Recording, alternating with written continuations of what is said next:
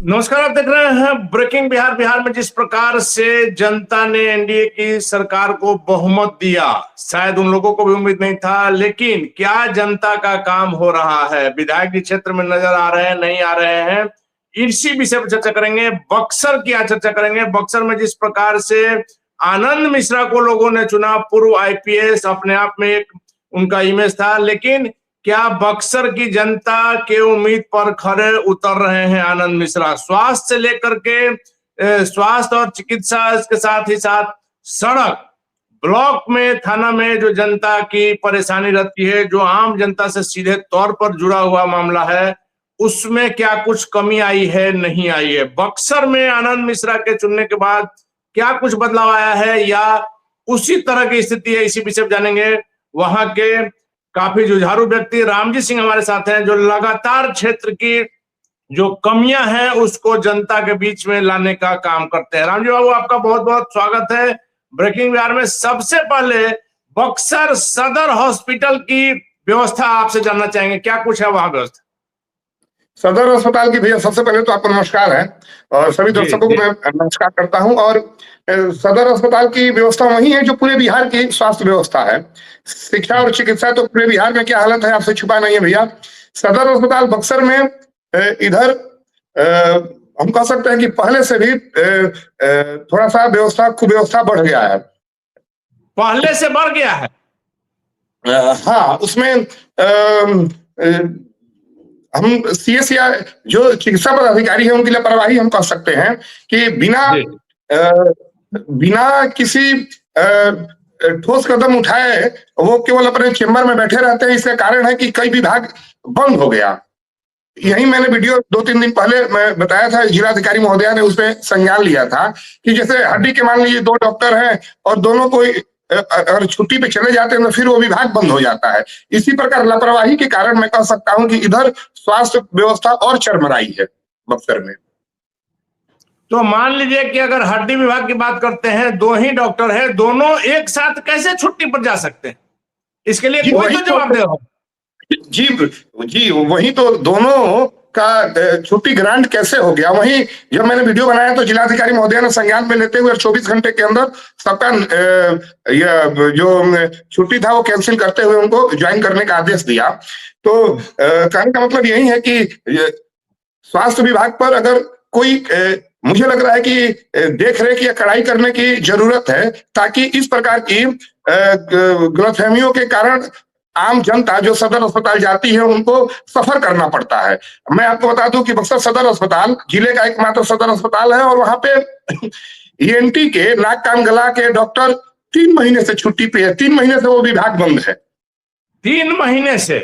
3 महीने से जी। तो जनता आखिर जाएगी तो कहां जाएगी?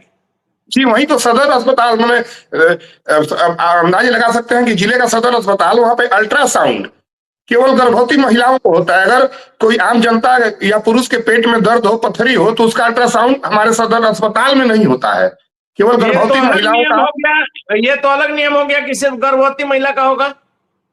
जी भैया, वही तो मैं बता रहा हूँ कि और इसमें लगातार हम लोग लिखा पढ़ी स्वास्थ्य मंत्री को ज्ञापन वगैरह हम लोग दे चुके हैं, कई बार दे चुके हैं, लेकिन अभी तक कोई सुधार नहीं हुआ। और ऊपर से 2 दिन से अल्ट्रासाउंड भी बंद हो गया, जो गर्भवती महिलाओं का भी होता था वो भी बंद हो गया। रामजी बाबू, आपको हमने शुरू में कहा कि आप लगातार वहां एक्टिव रहते हैं, जो कमियां हैं उसको प्रशासन तक ले जाने का प्रयास करते हैं। आपको भी पता है कि सरकार स्वास्थ्य के क्षेत्र में, चिकित्सा के क्षेत्र में और रोड के क्षेत्र में कितना काम कर रही है, कितना पैसा दे रही है, शिक्षा के क्षेत्र में कितना पैसा दे रही है, लेकिन सही ढंग से अगर देखा जाए तो कहीं कोई काम धरती पर नहीं हो रहा है। यदि धरातल पर होता तो बक्सर सदर हॉस्पिटल की जो आपने अभी जो स्थिति बताई है, अगर हड्डी के डॉक्टर नहीं आ रहे हैं तो बंद हो रहा है, 3 महीना से ईएनटी बंद है, तो इसके लिए जिम्मेवार लोगों पर कार्रवाई नहीं हो रही है, पटना तक उनकी आवाज नहीं पहुंच रही है, लोकल विधायक एमपी इसमें दिलचस्पी नहीं ले रहे। यही कारण हो सकता है या कुछ और? लोकल विधायक की मैं बात करूं तो हमारे यहाँ आईपीएस आनंद मिश्रा विधायक हैं बक्सर सदर के, और वो कई बार ईमानदारी पूर्वक मैं बताऊं तो कई बार वो सदर अस्पताल में गए हैं और उन्होंने सोशल मीडिया के माध्यम से हम लोग देखे, वो वीडियो आप भी देखे होंगे कि कई बार उन्होंने प्रयास किया है।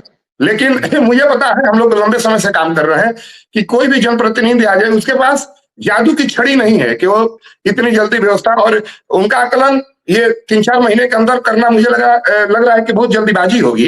लेकिन जो सरकार अगर नहीं चाहेगी, अब डॉक्टर की कमी है, अगर डॉक्टर पे जहां कोई दबाव बना रहा है तो डॉक्टर छुट्टी पे चले जा रहे हैं, लीव पे चले जा रहे हैं, तो डॉक्टर की कमी है। जब तक बिहार सरकार और स्वास्थ्य मंत्री इस पे कड़ा रुख नहीं अपनाएंगे, मुझे लग रहा है कि बहुत सदर अस्पताल की व्यवस्था लोकल विधायक क्या कर सकते हैं।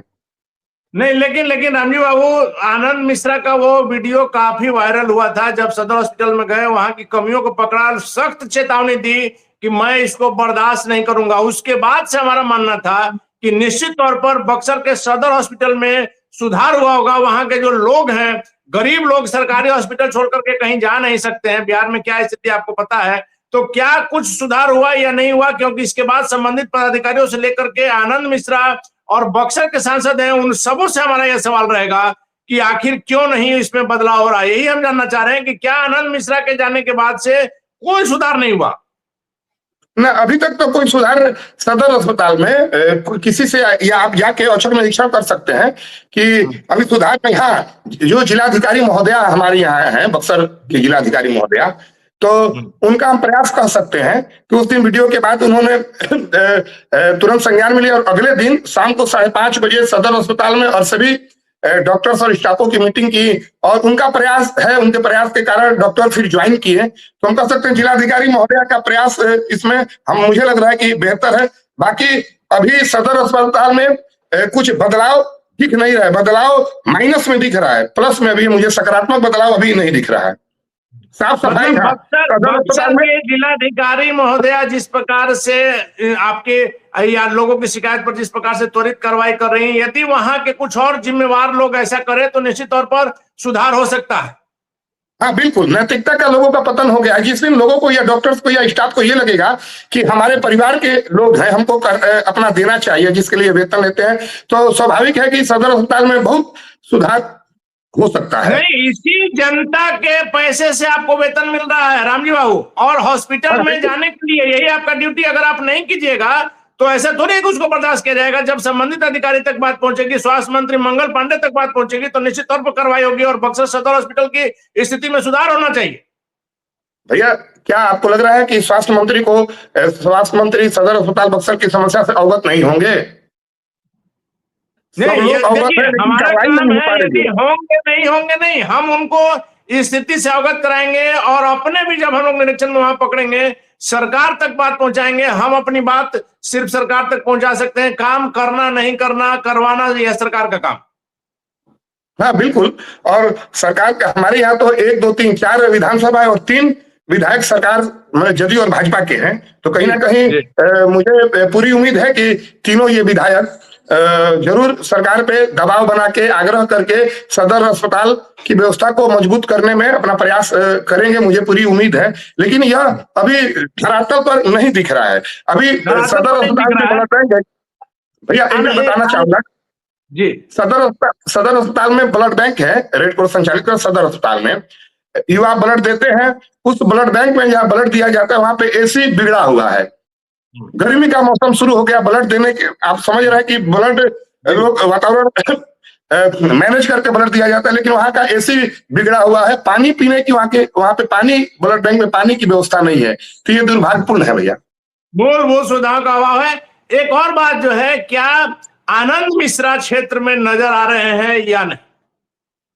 जब रहते हैं तो सक्रिय रहते हैं, लेकिन फिर अभी शायद सुनने में आया है कि शायद बंगाल चुनाव में उनकी सक्रियता है, तो इस नाते अभी बंगाल चुनाव के लिए बक्सर की जनता ने तो उनको नहीं चुना था। अब इसका जवाब तो वो देंगे भैया, क्योंकि वो एक पार्टी से भी बिलोंग करते हैं और हो सकता है कि पार्टी की संगठन की मजबूरी हुई होगी कि उनको वहां पे चुनाव कराने के लिए भेजा होगा। चलिए, आनंद मिश्रा से भी हमारा सवाल रहेगा। आनंद मिश्रा से हम पटना में मुलाकात करेंगे, उनसे भी जानने का प्रयास करेंगे। एक और मुद्दा जो था चुनाव के समय रामजी बाबू, बक्सर गोलंबर से जासो भाया नदाव जगदीशपुर और डुमरांव तक जो सड़क है, काफी दयनीय स्थिति में। मुख्यमंत्री नीतीश कुमार का सपना रहा है 6 घंटे से भी और समय कम कर दिया गया कि कहीं से आप राजधानी पटना पहुंच सके। वैसे में यह सड़क उपेक्षित क्यों? ये जी भैया, बहुत बड़ी समस्या आपने उठाई और इसका मतलब धरातल पे आपने अध्ययन किया है भैया, तभी ये रोड एक बक्सर की बहुत बड़ी समस्या को आपने बताया। और ये मैं आपको बता दूं कि बक्सर से डुमरांव तक वो रोड जाती है, इधर 4 लाइन से अब लोग मजबूरी में जा रहे हैं, एक्सीडेंट भी होता है। ये अगर बन जाए तो इधर कम से कम सैकड़ों गांव को इसका फायदा होगा। और ये 2 विधानसभा में आता है, बक्सर विधानसभा, और आगे बढ़िएगा जब तो डुमरांव विधानसभा में, जिसके विधायक जदयू के ही राहुल सिंह जी हैं। तो बीजेपी ये के हो गए, एक जदयू के हो गए। हाँ, जदयू के हो। और यही कारण है कि इसी रोड के चलते एक ऐसा माहौल बना कि जो पूर्व के कांग्रेस के यहाँ पे विधायक थे, वो उनको विरोध का बहुत बड़ा सामना करना पड़ा। बहुत लोगों में वहां पे नाराजगी थी गांव के लोगों के, और वो नाराजगी वोट बैंक में भी दिखी। उसका वो नाराजगी की देन है कि वो बुरी तरह इस चुनाव में, पिछले चुनाव में वो हार का सामना करना पड़ा। लेकिन उसके बावजूद भी अभी तक वो रोड, और एक बात और बता दूं, जो उधर से ट्रक की एंट्री बंद है, वहां पे रोक है उस रोड पे।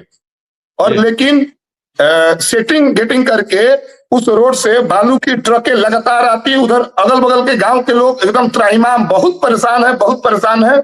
लेकिन उसके बाद और जिला मुख्यालय में इस प्रकार से ट्रक वाले पैसे देके या जो दलाल है सेटिंग करके और उधर से आ जाते हैं, और उसमें कोई कार्रवाई नहीं होती है। रोड बनना तो दूर है, वो ट्रकों को हम लोग नहीं रोक पाते हैं, यहाँ के पुलिस अधिकारी हो या फिर जनप्रतिनिधि हो। अभी तक उस रोड पे जो ट्रकों का अवैध परिचालन हो रहा है वो भी अभी नहीं रुक पाया है।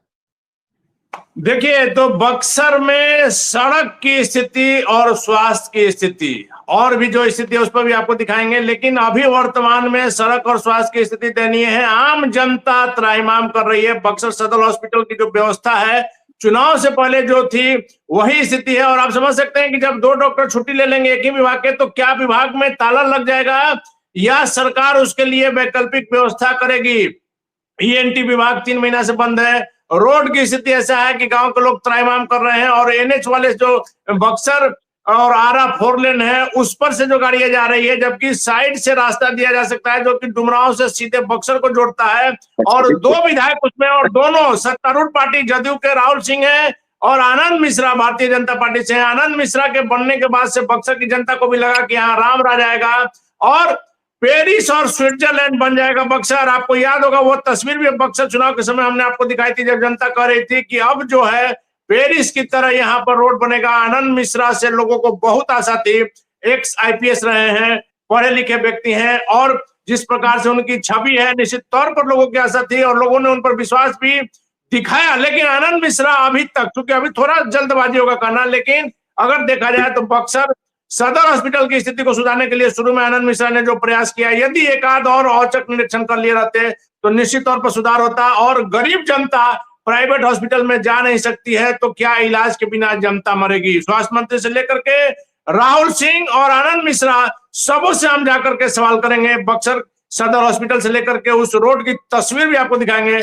फिलहाल तमाम जानकारी देने के लिए रामजी बाबू का बहुत बहुत धन्यवाद। जी धन्यवाद।